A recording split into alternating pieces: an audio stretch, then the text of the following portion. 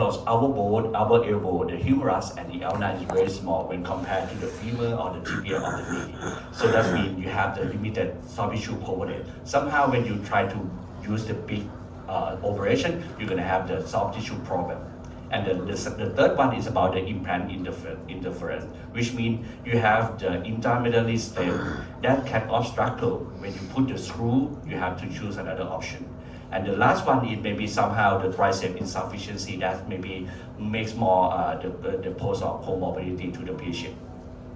What about the clinical and the preoperative evaluation?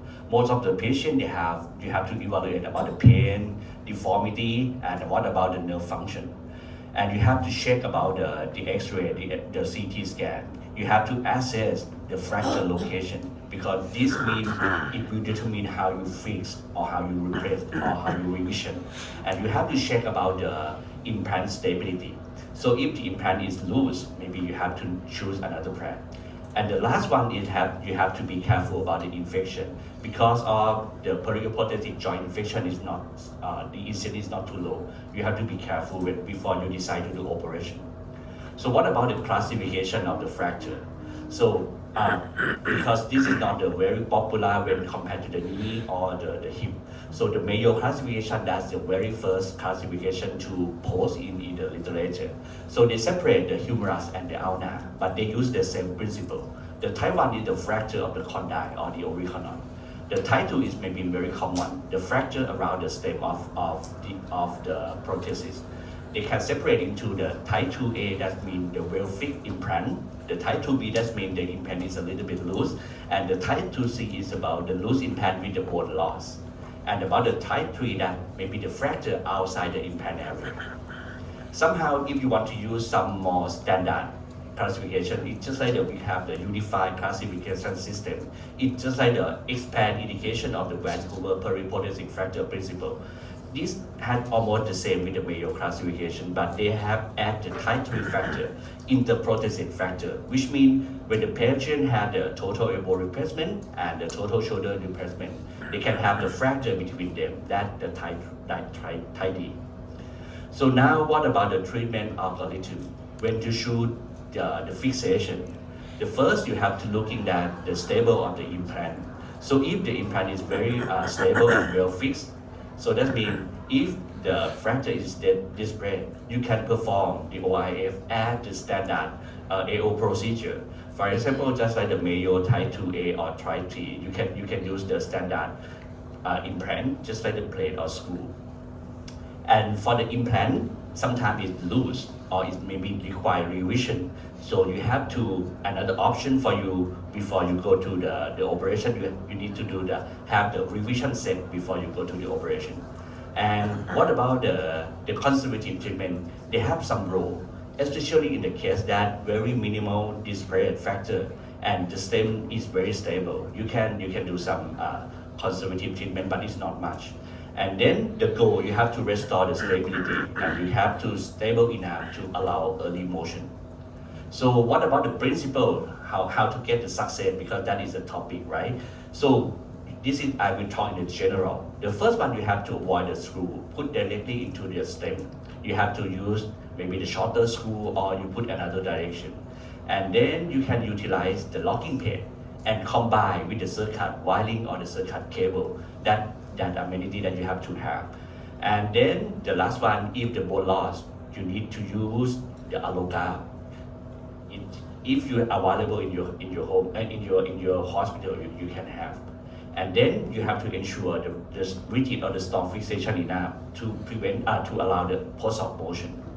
The tip number one, that the fixation with the plate and the circuit wiring, it's just like the idea for the Mayo type 2A, which means the implant is stable, or the type 3 that fracture around the stem, the prosthesis. You can apply the standard locking compression plate. You can put in the posterior or the lateral if it depends on the size of the fracture. And the one thing you have to use, just like the circuit wire or the cable wire, wrap around the plate and the bone. And sometimes if you want to use the biconical screw, you have to insert. Just be careful about the stem, and you can put maybe outside the stem. And fixation technique number 2, that means in the case that you have bone loss, you can use just like the bone graft. Mostly it can come from the femur or the tibia. If you have the bone bank available, you can put the bone graft, and then you can use the circuit cable and put the plate to add more stability. The benefit of the strut graft, that means you can restore the bone stock, you can bypass the cortical defect, and you can reduce the spread of the bone to the plate. And the fixation technique number 3 that I found on the literature, but I don't have experience by myself. They don't use the plate. They just use the strut graft and they insert the screw inside. This is this is just public recently this year. Why this is very interesting, because when you have the fracture, right, you put the plate. That means you need to dissect more soft tissue. But if you only use the bone graft and you put the insert or the screw through the bone graft to fit the bone, so which means you had left it there, and if the bone healing, which means this is maybe, I think this is the very interesting option.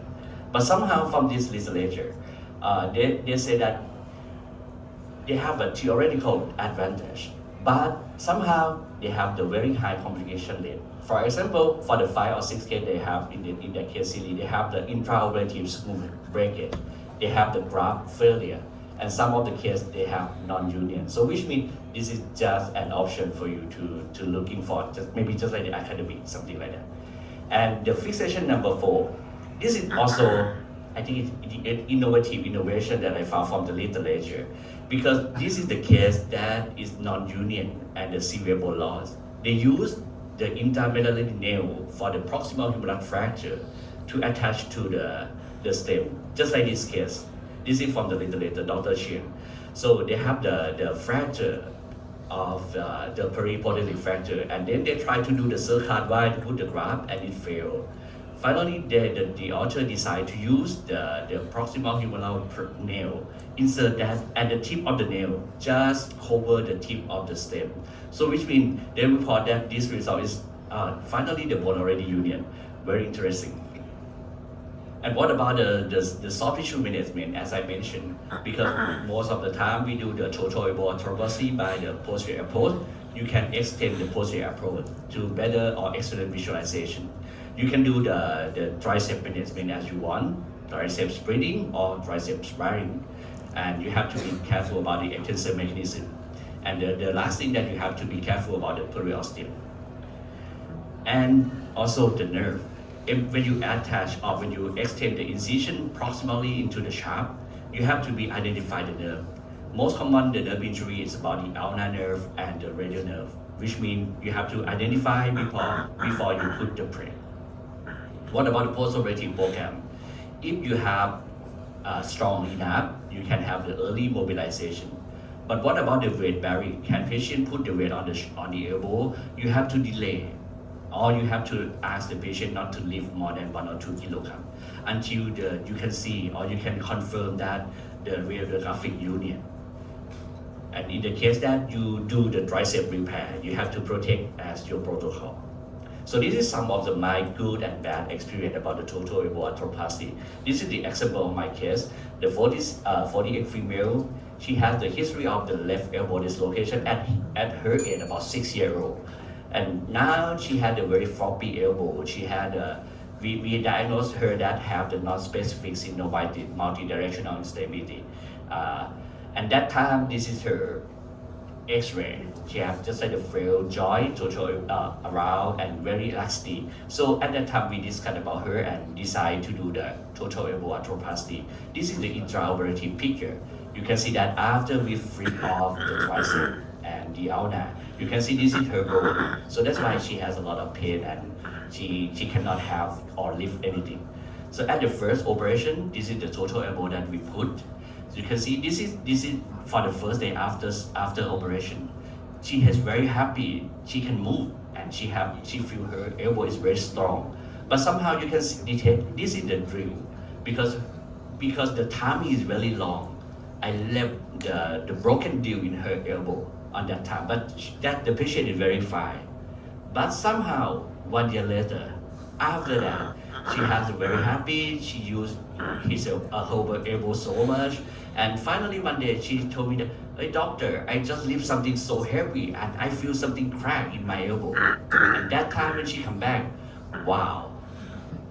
So that time I decide, oh yeah, I got one good thing for this situation. I have a chance to remove the broken screw take off from her. And that is so I decide to use just like locking pin, the standard locking pin, but I need a little bit longer. I put the more screw beyond the stem because at that time I think the stem is still stable enough. And I put a lot of circuit wire. And after that, finally, the ulnar union, and she is very happy. She come back to use. And now, 4 years later, she come back to me again. The same thing, but now this is from the accident. Because doctor, I just fell down in the morning and I feel cracked. I visit to the hospital nearby hospital and the doctor that, oh, please come back to me. Oh yes, sir. That's her, she complained. So, at that time, I decided to change to a little bit long stem. I put a more wire because her bone load is not too much. And now, 1 year later, this is the 1 year post-op. The bone already union and union until now. She is very happy, but right now she learned something from her new elbow. She have to be careful when she want to use because as we know, the survival rate of the total elbow is not as long. This is my take-home message. Yeah. So when you want to do the periprosthetic fracture in the total elbow arthroplasty, you have to check the first one, the implant stability. So that can make you shoot between only fixation or sometimes you need to revision. And you need to use maybe the locking pin or the cable wire or the ground. That will be the gold standard. And sometimes if you have another option in the very difficult case, Sawan technique, you can search on the literature. And then the last thing that you need multidisciplinary planning and treatment for the patient. Thank you.